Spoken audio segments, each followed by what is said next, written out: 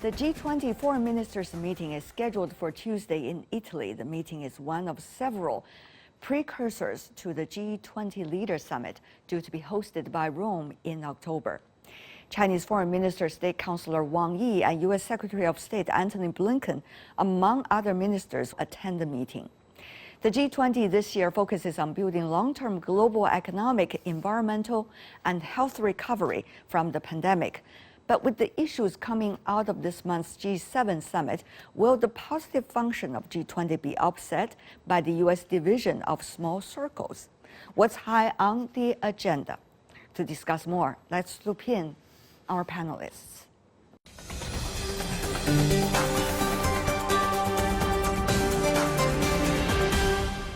For more on the G20, we are joined in Chapel Hill by Klaus Laris, Distinguished Professor of History and International Affairs from the University of North Carolina at Chapel Hill.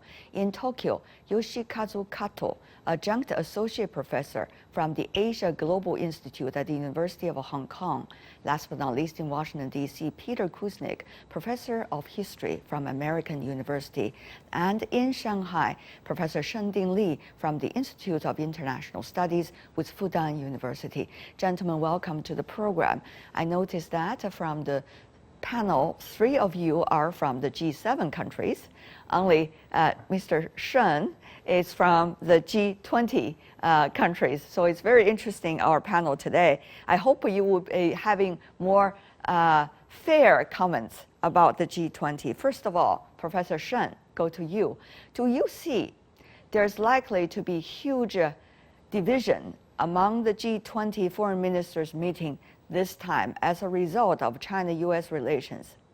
The positioning of the G20 is to gather global momentum for global governance. At this time, global governance should aim at beating COVID and restoring the world economy, and also to improve a fair and more balanced global economic and investment regime. So this should be on the agenda of the G20 Foreign Minister, Financial Ministers Meeting, preparing for the October G20 Summit. So I do not expect that the G20 Foreign Minister Meeting would create a big outcome of anything. The meeting of the foreign minister is to prepare for the meeting of the summit. But foreign minister would address many critical issues. For instance, how to create a better system to promote the global coordination for defeating the COVID. Yeah. And possibly they would discuss how to create a future regime to prevent the recurrence of a similar global pandemic, and how to promote COVAX, and possibly to discuss whether the global corporate tax should be on the agenda for the global leaders, not a minister, but presidents and prime ministers. Right. All such global cooperation definitely would help improve bilateral, small multilateral relationship.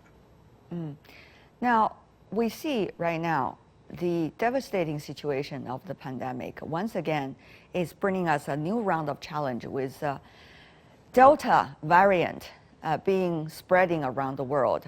And we see among the G20 countries themselves, emerging countries, developing countries, as well as developed economies. Some of them are hard hit.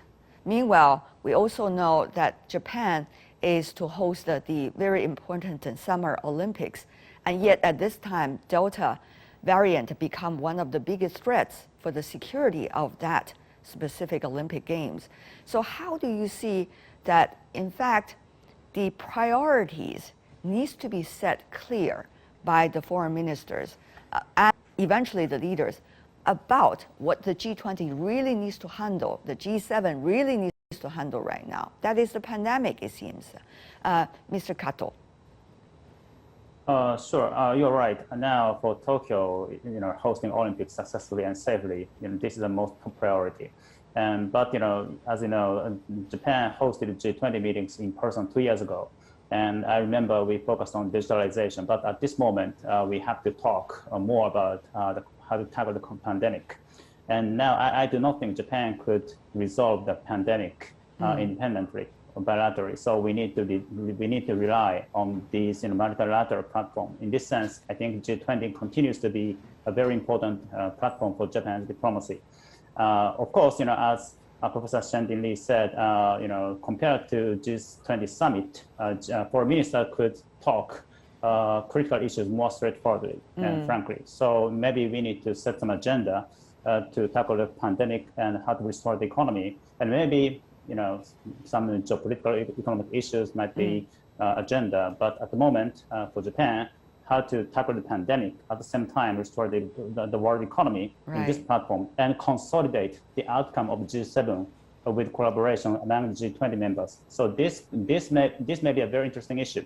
How to understand the co-relationship between G7 and G20, because this time Italy is hosting the G20 meetings, right? And Italy obviously is a member of G7, and Japan is as well. So it's an interesting time to take advantage of these multilateral platforms, I would say. The thing is whether the priorities will really be the priorities and not be blurred by geopolitics. Professor Kuznick, that is many's biggest concern leading up to the G20 Leaders Summit. But now, during Foreign Ministers Meeting, one could already smell probably the taste of the future summit. Well, even when we get to this basic question about the pandemic, even this has been clouded by national rivalries, and it shouldn't be. There's no room here for this kind of competition. So if we need to be getting together on that issue, we need to be getting together on climate change, issues of resolving some of the hotspots around the world. Right. We've got things that are very much in our common interest that don't have to be matters of global contention into some kind of new Cold War framework.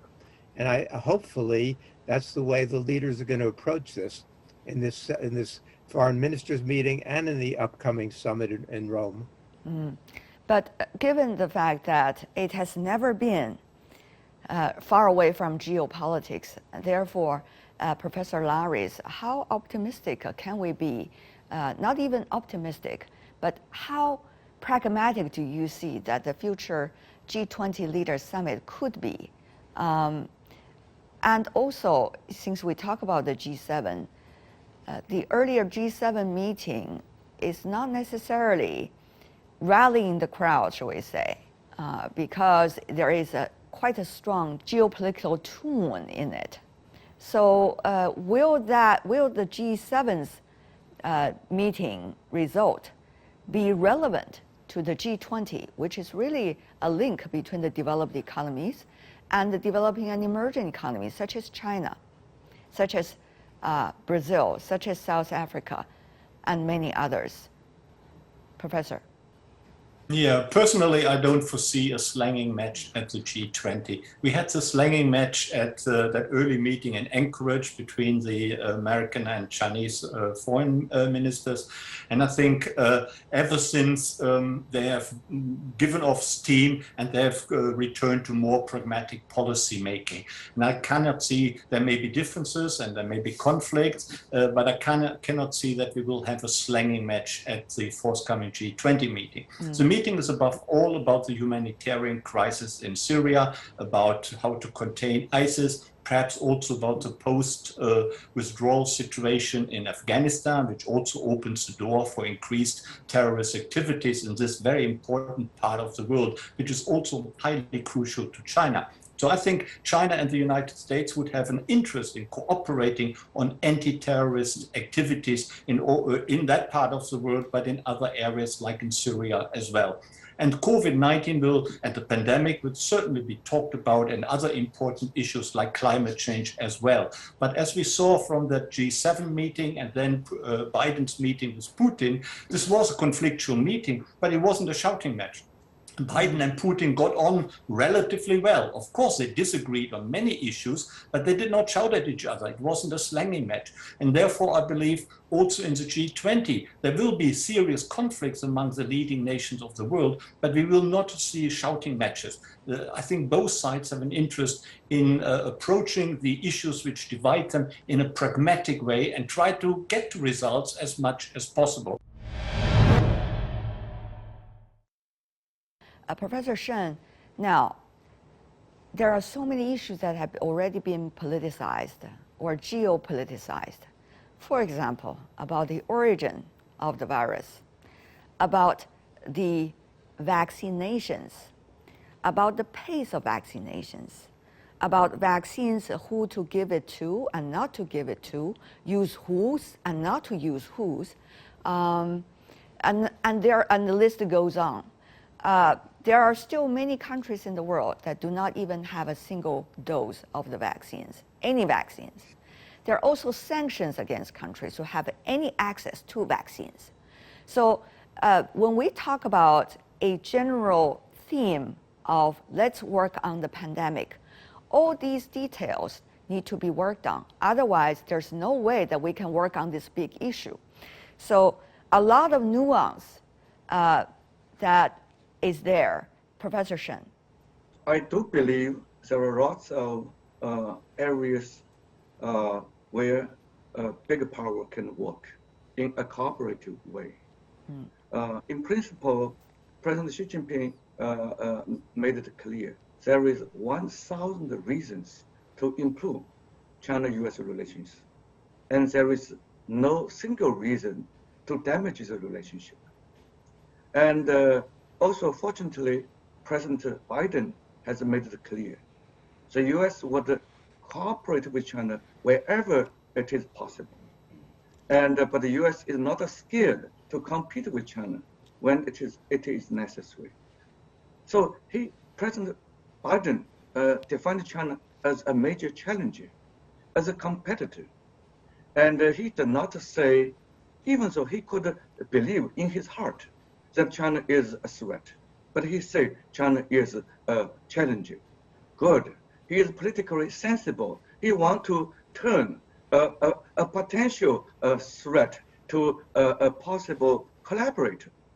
That is his political correctness. And in fact, I think China is not a threat to the US. China competes with US on many issues. For instance, to what I have read, China has exported 1 billion doses of Chinese-made vaccine. That pressed the US. So US is going to catch up, but the US has committed probably 50% of what China has already given. And US will spend about $2 trillion to build up Americans' infrastructure, including Americans' cyber infrastructure. Great. China has spent more over the last 20, 30 years. So such a China's internal improvement has actually pressurized the US. I think this is a nice pressure. So let's cooperate on COVAX. The US could say, I want to inspect you. China say, you can ask, but you cannot demand. It's up to WHO. And China can say, we also want to inspect the US base, whether you have had done some secretive research of this program. And you say, you are welcome, but you cannot demand. It's up to WHO. So let's have such a kind of competition. But possibly it's not vicious. It is a kind of a normal, if not healthy, at least a normal competition. Is that wishful thinking, Professor Kuznick? As wishful thinking, but I think it's the kind of wishful thinking that all four of us share. Yes. Because I mean, and many of our audience around the world share as well. It's rational thinking, but we have to put it in the context of what's actually going on right now. And that much of the world, we even saw it at the G7 meeting, Biden and the US were able to mobilize the G7 against China. They were able to get NATO now NATO's 2030 strategy, their new doctrine, the 2030 doctrine, is again focused against China in large part. They're shifting the Asia pivot from the Middle East to Pacific as a way to contain China. NATO is changing its doctrine in order to address China as the main security threat. The United States says that the main threat to U.S. national security is China, even more than Russia.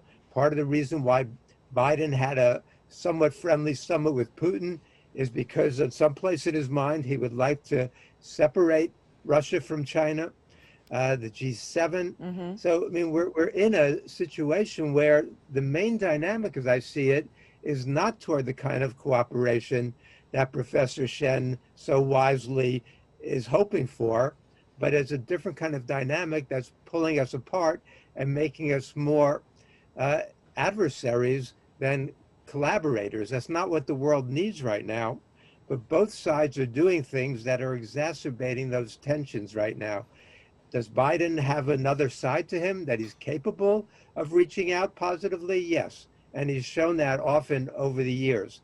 But he also is trying to differentiate himself from Donald Trump. And he's under political pressure in the United States from the Democrats and the Republicans.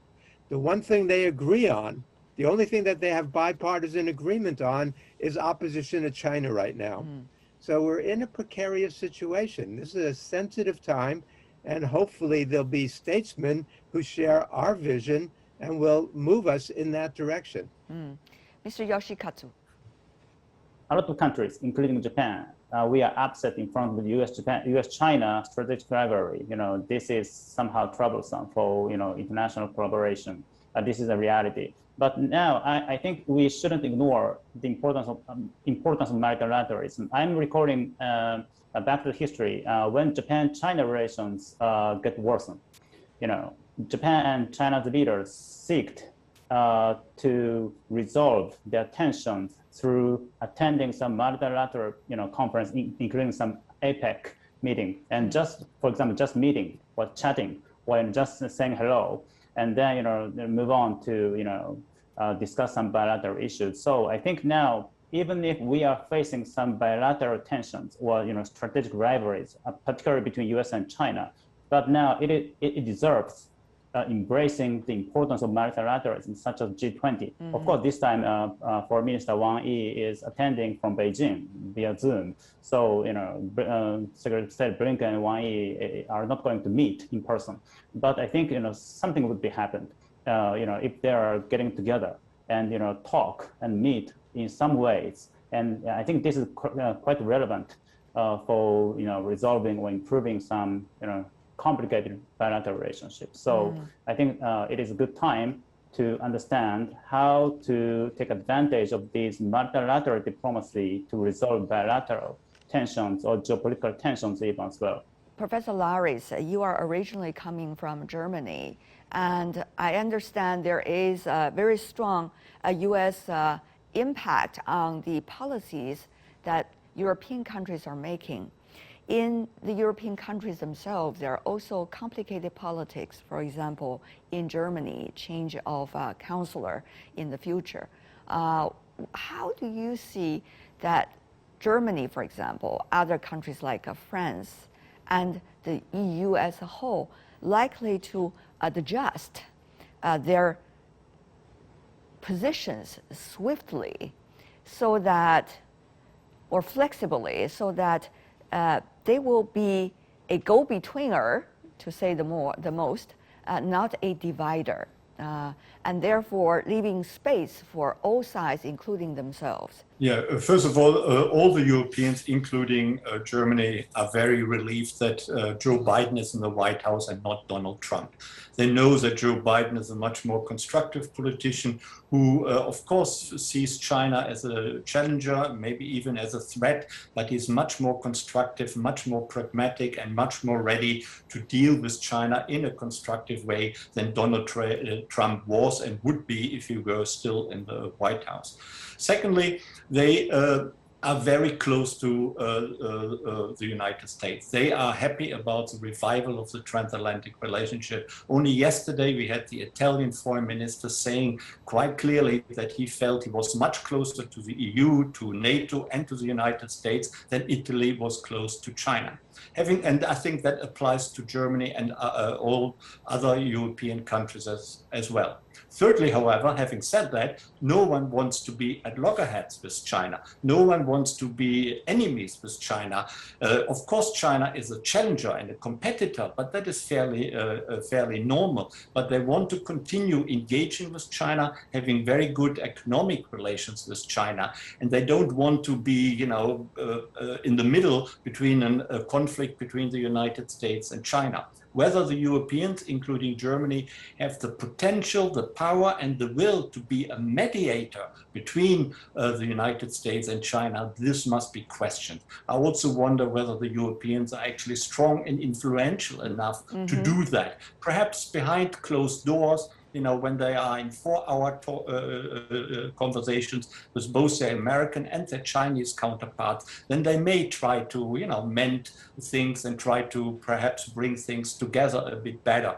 But I don't think they want to be seen as officially a mediator between the United States and China. But they certainly also don't want to fall out with China. So they're in a very precarious situation.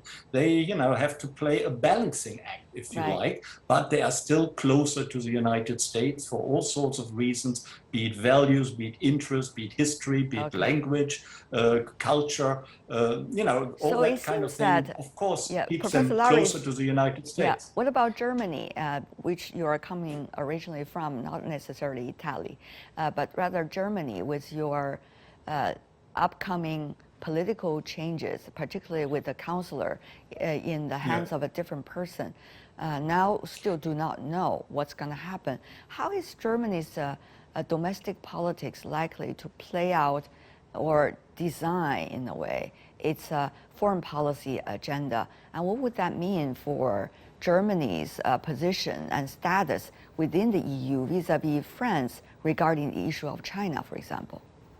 Well, with any change of chancellor in a country, and a chancellor who has been very influential, who has been in power and in office for 16 years, and of course created a lot of influence and impact during these 16 years, any change is a dramatic turnaround. A new person, whoever Chancellor Merkel was regarded as a balancing person between the United States and China. Merkel has been very much a balancing person between the United States and China, and she always was a voice of caution who didn't want to let things get out of hand. She has had very good both political and economic relations with China, and actually she has been the only Western politician, I would say, who also had a human rights influence on Chinese leaders, particularly behind closed doors. She could achieve things in human rights as well, and that was really quite unique among Western leaders. So her absence and her departure will be felt in German politics. The new person, whoever it may be, and it probably will again be the party leader of Merkel's party, of the Christian Democrats, he will have to find his way. He will have to rebuild relations with China and, of course, the United States. And that will take at least 6 months, I would say. So Germany will be less influential in the next 6 months after the election than it is right now. Having said that, though, let's be also professional, not only to talk about the pandemic issue, but also to talk about the carbon issue, as well as the corporate tax. That's what we have been discussing over the last few months. How do you see, gentlemen, briefly, how those topics are likely to be raised and also discussed among players of various interests? Mr. Kato. Yes, obviously, compared to G7, G20 would focus more on the comprehensive issues and more global issues. So I think in Japan we are discussing, the G20 Foreign Ministers are talking about, the reform of the World Trade Organization, climate change, and COVID-19, and corporate tax as well. So these are on agenda. So, but this would take time. until the G20 summit would be held. So, this is just going step by step. But we need to very critically raise up these critical questions on the table and talk very frankly and straightforwardly. And this is the most important mission for foreign leaders in G20. Professor Kuznick. Well, I agree with that. Much in the same way that the pandemic taught us that we live in one interconnected world, the climate crisis is happening right before our eyes also. In the United States right now, we're going through a heat wave and a drought that is really unprecedented. In the Pacific Northwest, every day they're breaking new heat records. We got places like Portland, Oregon, Seattle, Washington, where they're having 112, 114 degree temperatures. We've never seen anything like that. And so this is very real. We're seeing it around the world. We're seeing countries disappear because the sea levels are rising. Right. We're going to see mass famines. We're going to see migrations on a scale that's unprecedented. I mean, and the leaders around the world are moving much, much too slowly to deal with a crisis that's at our doorstep. Right. So hopefully at this G20 meeting, this is going to be something that's taken very, very seriously, and concrete steps are taken to expedite that timetable. All right. We can't wait for 2035, 2040, 2050, because the world is facing a global crisis right now and a potentially existential threat. So on top of the nuclear threat, on top of all these other issues that we're dealing with, the pandemic, we face a lot of serious problems, which is why we need real global leadership. Okay. Professor Laris. I agree with that fully. Climate change is a totally terrible looming threat, and that needs to be addressed as a matter of absolutely high urgency. And hopefully it is being done in the G20 and eventually also at that to be expected Biden-Xi summit, perhaps in October in Rome. The two leaders should really talk about how to speed up what we can do against Biden climate change. If Biden and Xi can't talk about it, if they can't make progress, who can? So we really need to depend on the leaders of this world to get their act together regarding climate change. Regarding tax on multinational companies, I believe the G20 is moving forward with that. They are supporting that. China itself hasn't yet taken a position on that, but I don't think that China is opposed to it. So whether it is in favor, because it's not really all that much affected by it, that remains to be seen. But on the whole, I would assume that progress regarding that international minimum tax on international corporations will be agreed, or at least progress will be made. So there is, again, there's hope for cooperation around the corner. Professor Shen. For carbon, I think China has proposed that by 2030 we would reach a carbon peak. But the US and the G7 may be curious how high the peak will be. So this is depends upon China's increase of ability to cut carbon in a viable way. But the US can help China to lower the peak. Therefore, ministers need to talk how to collaborate rather than not to talk. And the minister talk, that would pave the way for the president's talk. So they should talk, but the US expect to get some return.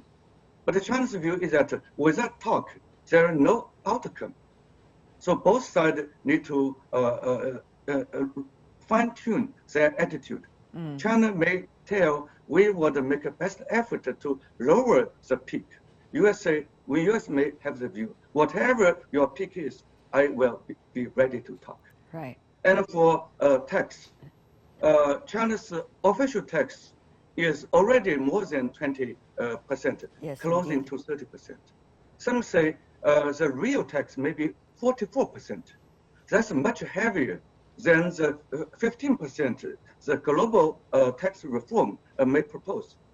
So what the US has proposed does not challenge China at all. But U.S. Is curious.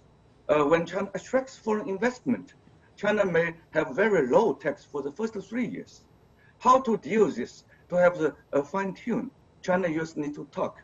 But over time, China more depends its internal technology innovation in order to generate a job, rather than to attract the foreigner to invest in China to tap China's low labor cost in order to export again. So the two countries need to change their mentality. U.S. should understand China no longer depends export for the major portion of its economic development. Mm-hmm. China should also say, I may refine my way to attract foreign investment for the first few years, how to accommodate the global reform. Fascinating topics, always, and things are changing very fast. Thank you so much for always updating us about the latest from your own perspective, and looking forward to the result of the Foreign Ministers Meeting and certainly leading up to the Leaders Summit. Thank you, gentlemen, for being with us. Klaus Laris, Yoshikatsu Kato, Peter Kuznick, Shending Li. Really appreciate it.